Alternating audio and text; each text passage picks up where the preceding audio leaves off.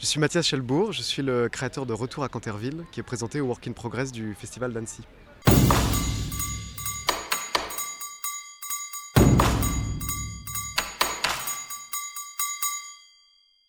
Atelier d'Aroma, c'est un studio qu'on a monté à Paris, qui est le bras exécutif de la fabrication de mes œuvres immersives. C'est un endroit étonnant, qui est un assemblage de talents qui viennent vraiment de différents milieux, du jeu vidéo, mais aussi du spectacle vivant et de l'ingénierie. Je l'ai fondé avec deux associés qui viennent de l'ENSAD, Élie Bessy, qui est scénographe, et Antoine Patou, qui est ingénieur. Et aujourd'hui, c'est une petite vingtaine d'artistes qui sont compétents sur tout le champ de l'innovation spécialisée dans les expériences immersives. L'idée d'Oscar Wilde est venue d'un fantasme de format. Le fantasme de format, c'est ce qu'on a appelé le large field theater. C'est cette capacité qu'on aura demain de déambuler à l'intérieur d'œuvres immersives avec des centaines de spectateurs.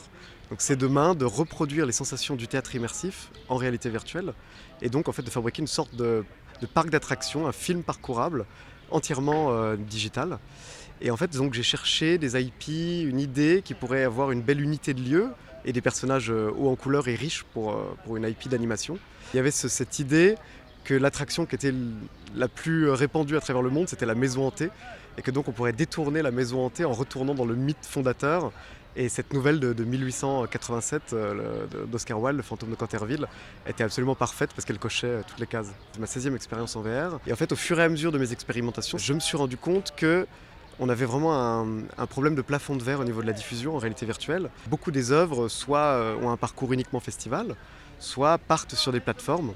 En revanche, on découvre qu'il y a quand même une appétence folle du public pour les expériences immersives. Donc l'idée, c'est vraiment de ramener en fait ce spectateur urbain qui a une grande appétence pour les contenus immersifs et d'arriver à lui offrir toute l'innovation qu'on a fait ces dernières années en animation VR à travers ce nouveau format. Et donc d'essayer de résoudre et de relier le public et l'aspect créatif. Canterville, c'est un développement qui est assez ambitieux parce que c'est un développement d'animation assez costaud. C'est une bible graphique de 135 pages.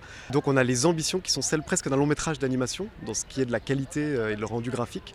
Donc ça, on a terminé notre étape de développement et on a aussi des grandes avancées à faire en termes de R&D technique pour pouvoir garantir que demain, ce sera possible de mettre des centaines de casques dans des grands open space sans dépendre de grands investissements technologiques comme c'est le cas pour plusieurs autres expériences qui tournent actuellement sur le marché. On a aussi besoin vraiment de trouver des lieux partenaires parce que pour moi, une expérience comme ça peut avoir du succès que si elle est écrite avec les partenaires qui vont nous aider à la distribuer.